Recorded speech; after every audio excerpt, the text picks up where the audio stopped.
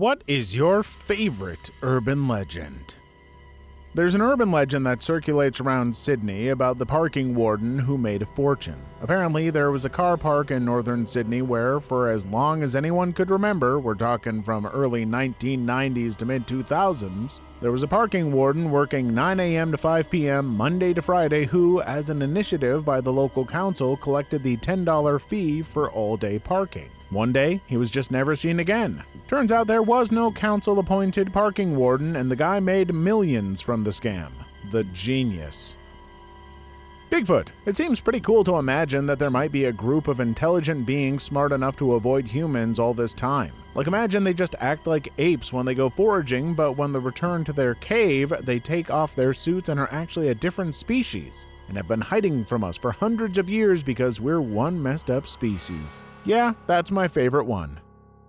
A Spanish legend called La Llorona, or the Crying Woman. In the heart of Central America lived the most beautiful woman you would have ever seen. Truly, the fairest in all the land. She was worshipped by all the men in her village and had many suitors, but paid no man any attention until the son of a great diplomat passed through. She fell in love with this man more and more every time he visited, and his affection for her grew and grew as well. After many visits, they decided to be married and had 2 wonderful children together. He still had business in other villages, so he would leave and come back to his gorgeous wife and children. But each time he would come back, he found his wife less and less attractive. He spent more time, his son and daughter and his wife started to become jealous of the attention they received. Her husband came back into town one day with a different woman and demanded to take his children because he had remarried. Our beautiful maiden had now gone crazy. Her hair was wild and her face was cracked with jealousy and ugliness. Her cheeks were stained from the constant tears she cried. She growled at her adulterous husband and told him to back for them so that she could get them ready by the next time he comes for them. After the husband had left, she took her boy and girl to the river and drowned them. When the husband had found out what she had done, he burned her village down, killing everyone in it. Well, almost. Now the story goes that the woman is still alive. She moans and wails and cries, and she desperately seeks her dead children's souls to regain her grasp on humanity. If you ever wake up with a handprint on your window, you will know that La Llorona peered through your window that night looking for her children. Side note, my grandparents loved putting their handprints on any window they could find in the house to tease their grandchildren. I'm 20, and this story still freaks me the hell out. Oh man, this is a pretty solid little story. Definitely sad what she did to the children, but it certainly gives a dark and creepy motive to the legend. Bloody Mary scared the hell out of me when I was little. I remember when they let us all go to the bathroom, someone would always go up to the mirror and start the Bloody Mary chant right when I was in the middle of peeing. I would pee as fast and hard as I could so I could get out of the bathroom before the ghost came after me through the mirror. Glad the bathroom isn't like that for me anymore. Blair Witch. When I was a kid, my Aunt Juvie and her daughter Anna traveled from Seattle to Maryland to visit my family.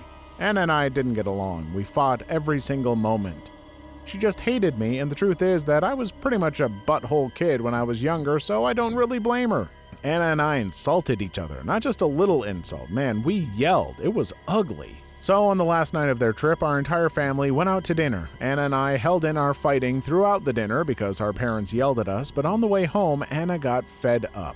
She just vented. God, I hate Maryland, she said in the truck. There's just nothing good here at all. I mean, the malls around here suck. There's nothing to do. It's so boring. I mean, does Maryland even have any movies about it? No, because that's how boring Maryland is. No one would ever make a movie about it. Nothing crazy ever happens here. What has Maryland got? Then my mom, sitting in the passenger seat, slowly turned around and looked Anna in the eye. With an evil look on her face, my mom said, "We have the Blair Witch." Anna went silent. As it happened, we also happened to be driving down a stretch of highway lined by tall trees on both sides. Anna whispered, "You mean like the Blair Witch Project, the movie?" My mom nodded. That's what we got. Anna didn't say a word for the rest of the car ride home. When we finally got home, my brothers and I thought that business would be back to normal. Juvie and Anna would be leaving the next day, but we didn't think much of that. We just decided to play some video games. But before we could get our game turned on, Anna stood in front of the TV set. "Oh crap," I said. "What do you want now?" Shame and anger on her face, she said, "I have to use the bathroom." I shrugged. "What's the problem? You know where the bathroom is." Staring at the floor, she mumbled, "I'm scared." That night, to help Anna, my brothers and I stood in the open bathroom doorway facing outward. We didn't look, forming a wall so Anna could pee. Afterward, Anna tapped us all on our shoulders. "You can stop making the wall now, I'm done." "You okay?" I asked. She nodded. "Thanks," she said. And instead of making fun of her or insulting her, I said, "It's okay, we all get scared sometimes." Anna and I didn't really talk for the rest of the night. She had to pack, my brothers and I played games. The next day, when we dropped them off at the airport, Anna hugged me. It's been about 15 years or so since then. We haven't fought. I'm still a butthole, but I'm much nicer to her, and she's a lot nicer to me. Blair Witch brought my family together. Silly, huh? I expected a lot of things out of this thread. What I did not expect was a story this heartwarming. Thank you for the sweet story. And thank you, Blair Witch, wherever you are.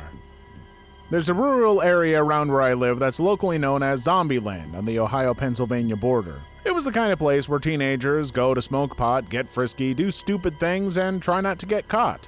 There are/were various landmarks within Zombieland with associated urban legends built up around them. A self-termination bridge, a haunted house, which has since burned down, sites of grisly car wrecks. Of course, there were also stories about ghost dogs and phantom trains. The titular zombies of Zombieland were actually more like melonhead legends. They were supposedly the survivors/descendants of survivors of an asylum that had burned down, or that they had come together in this remote place to escape persecution. It was where you'd go on weekends if somebody had access to a car and none of your friends had money to see a movie. Then when I was in high school, a 12-year-old girl was actually murdered there, and I haven't been back since.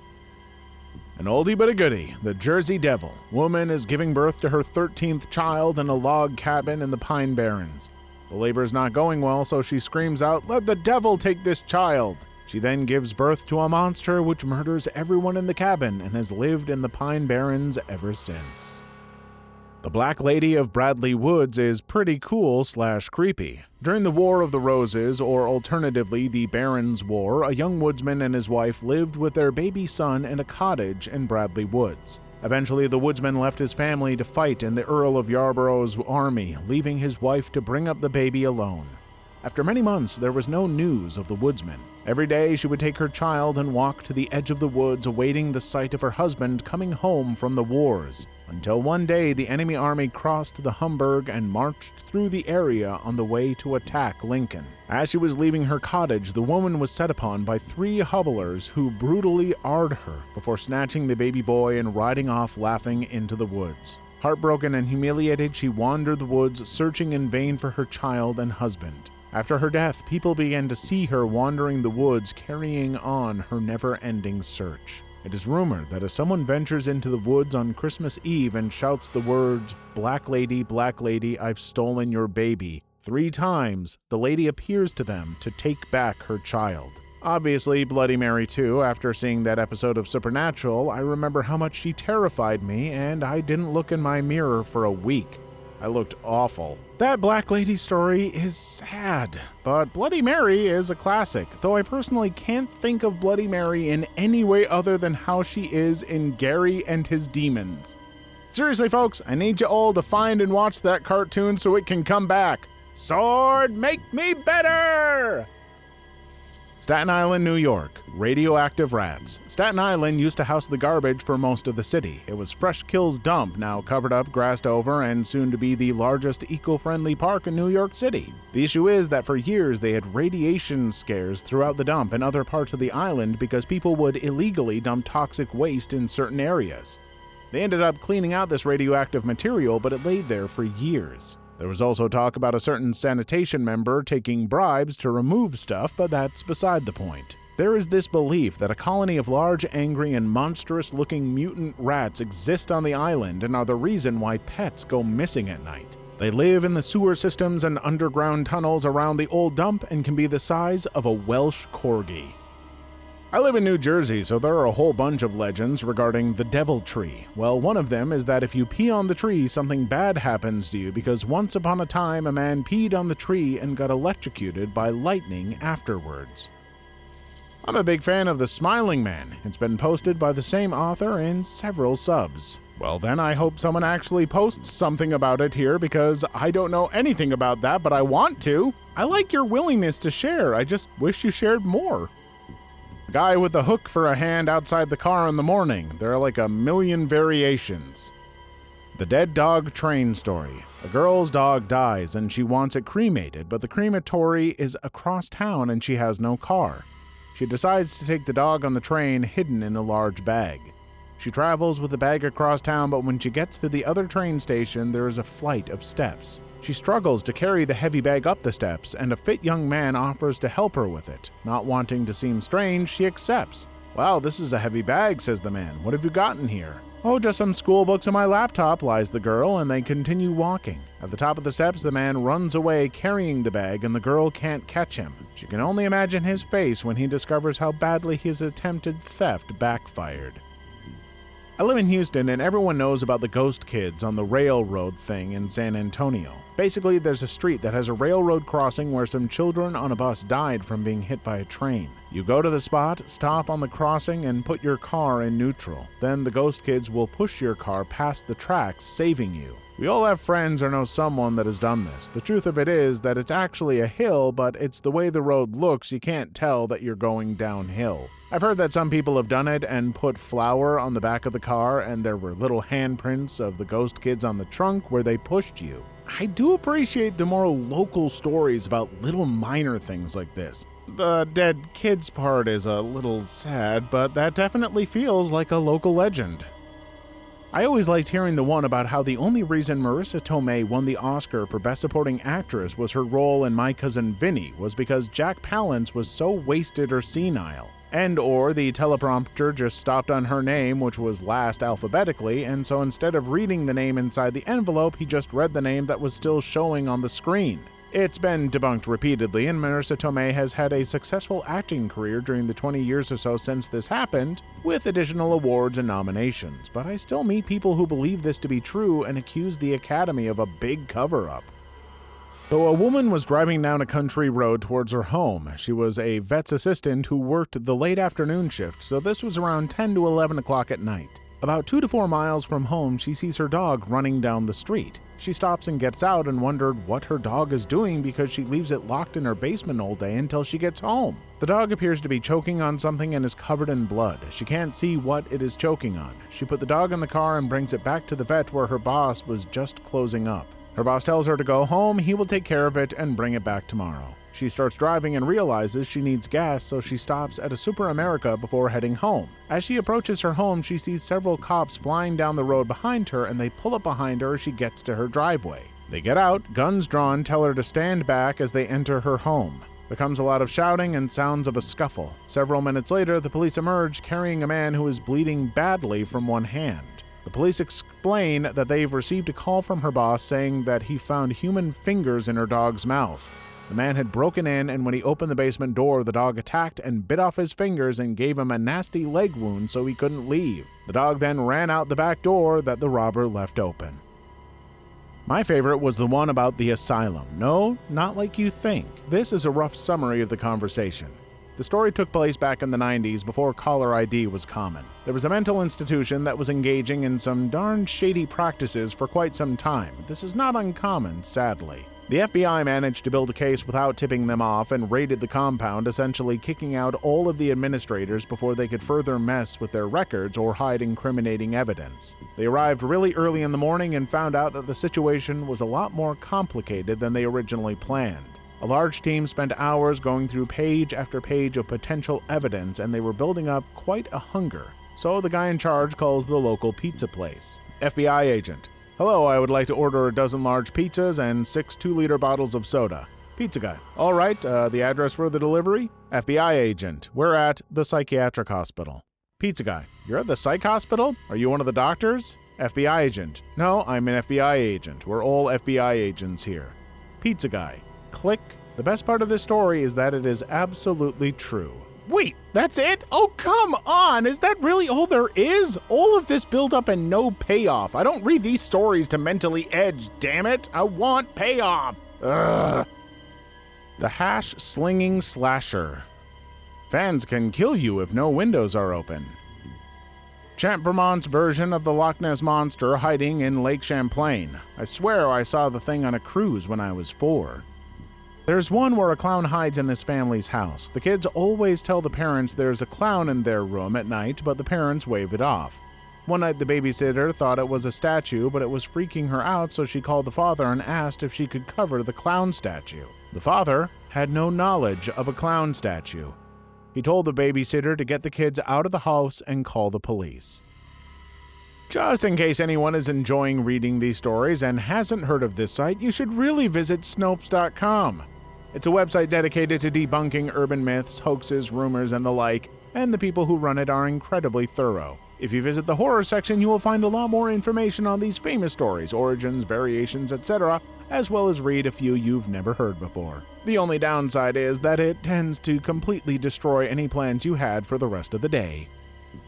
I have no exact title for this story, but my friend told it to me at a beach bonfire years ago. There was this couple driving on an empty street in the middle of the night. Before reaching a stoplight, their car ran out of gas, but luckily, the guy could see a gas station straight from where they are. But it was a bit too far and the street was dimly lit. The guy asked the girl to stay and lock all the car doors. He walked out, brought the car keys with him, and left the girl inside the car. After waiting for several minutes, the girl saw a man's figure at a distance. She couldn't be sure if it was her boyfriend because it walked strangely, so she grabbed her phone to call the boy just to be sure.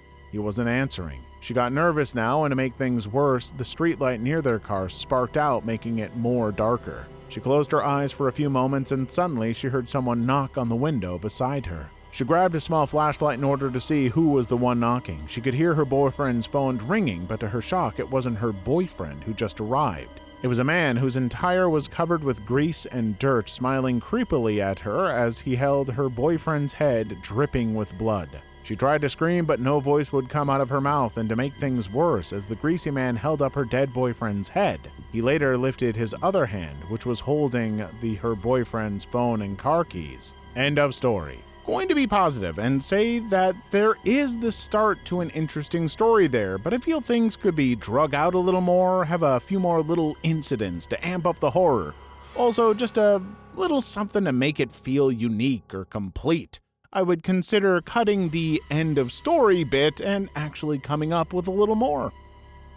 There's an urban legend on my college campus, because institutional memory is pretty short at those places, that the reason the sororities do not have their own houses and instead live in a wing of the all-girls dorm is that in the early 90s, the town code classified any dwelling with only women above a certain number as a brothel. The actual reason has nothing to do with this.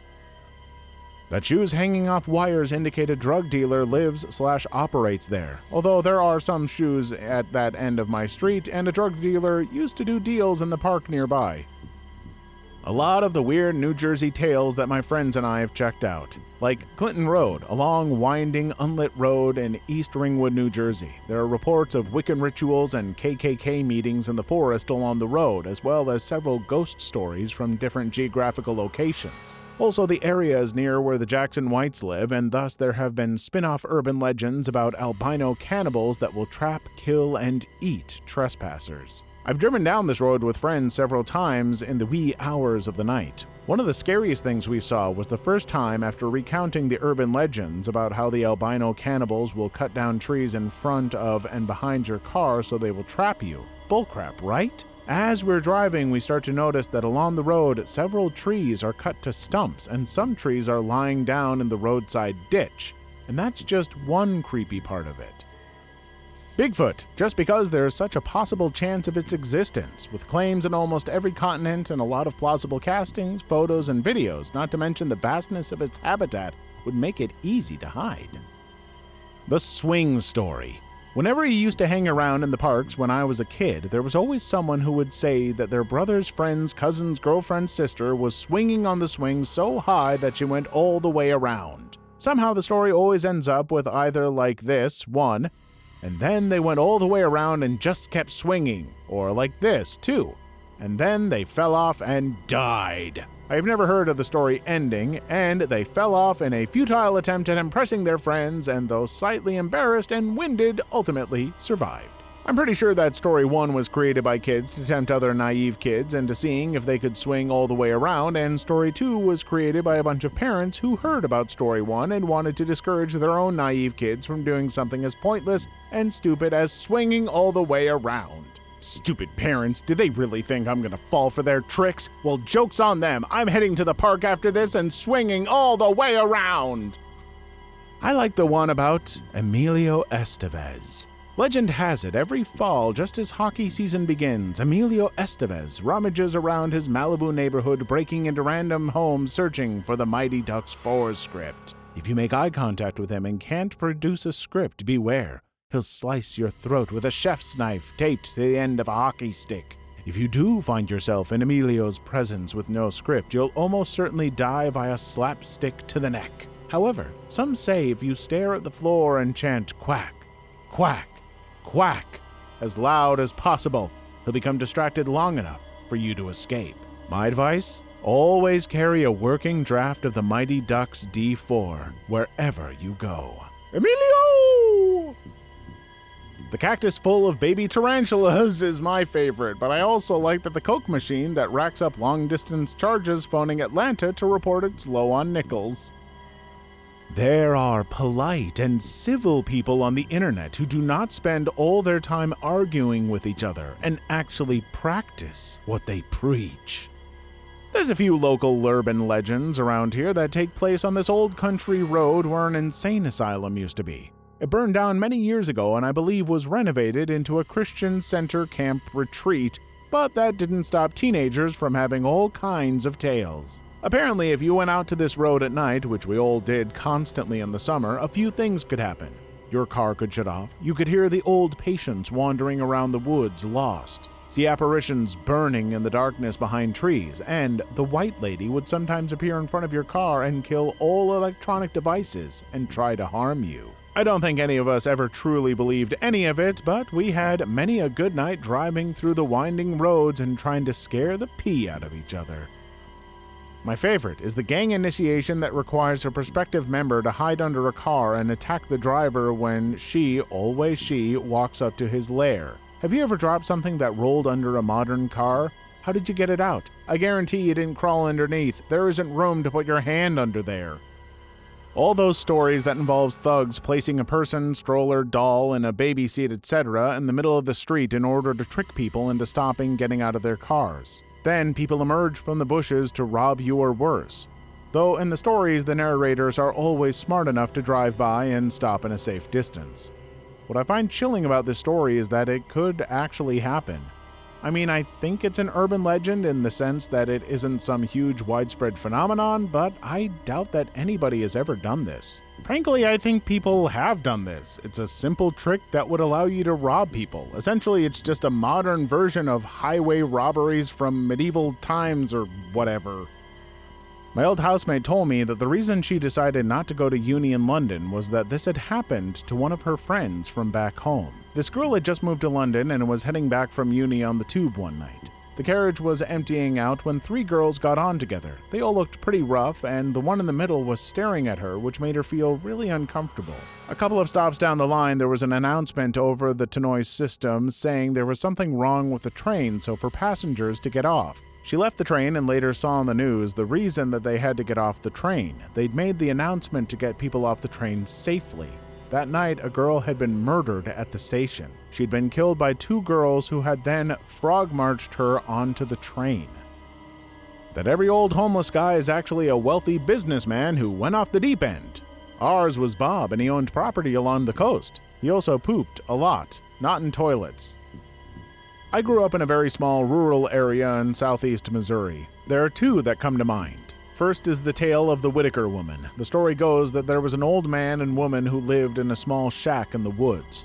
The only way to and from their house to the main road was a 10-mile walk down a worn trail. The old man was a hoarder and kept every penny he ever made in jars and buried them somewhere on his property. The old man passed away unexpectedly, leaving the old woman all alone as they had no children and without passing on the location of his stored money. Soon the bank came and told her they were going to foreclose on her land and home. On what is said to be the coldest winter seen in the area, she decided to go looking for her deceased husband's buried jars of savings. Having never ventured too far from the house without her husband to help guide the way, she soon became lost in the hills and hollows of the Ozarks. Weeks later, a bank representative came to give her final notice and found her corpse frozen to a tree a short distance from the house. Legend says on cold winter nights, usually the first snowstorm of the season, you can hear Lady Whitaker walking through the hollows of her property, asking her husband to help her find a way home. My house actually sat in Whitaker Hollow, and my mom used to scare the hell out of me with this story. The next is a story of an old man who built a small town called Leaper that he named after himself, which is no longer a town but more of a community. The guy was super wealthy and looked at all the town folks as country bumpkins. He would ride around town on a jet black horse and just basically make fun of people for being poor. One night he talked down to a stranger at the hotel in town and was shot dead in the street. No one really liked him, so they buried him in an unmarked grave in the woods. Legend goes that whenever the train runs through town at night, Old Man Leaper can be seen riding his horse next to the old hotel looking for the stranger that murdered him. My grandmother lived in Leaper, and much like my mother, would tell me and my cousins this story to keep us from wandering away from the house after night. She was about a quarter mile from the hotel. These are my two favorite, mostly because they are not mass-produced urban legends, but more of local myths and lore of a small, forgotten town. Hell yeah, they're sad, they're creepy, and they feel like the kind of thing you would be told as a child to very publicly say that you of course didn't believe them, but in private were always secretly a little scared of. In my home state of Mississippi, there's a story about a real man named Robert Johnson. According to the legend, Johnson was a young musician with an incredible passion to become the greatest guitarist of all time. An old man from Clarksdale told Robert to visit the crossroads of Highway 61 and 49 near the Dockery Plantation at midnight to have his wish come true. Once there, Robert saw emerging from the dark, misty night a mysterious man. The intimidating figure offered to tune Johnson's guitar. This man, who many believe to be the devil, played a few songs and then returned Johnson's guitar. This deal with the devil enabled Johnson to have a sheer mastery of the blues guitar. In exchange for his soul, Robert Johnson was able to create the blues for which he became famous. Even though it's not true, but look it up, it's called the Loveland Frog in Ohio. It's not that I like it because it's so extreme, but it's so freaking close to me and happened right in my own city. Please leave your story in the comments. I would love to make a video on them in the future. Also, don't forget to like and subscribe.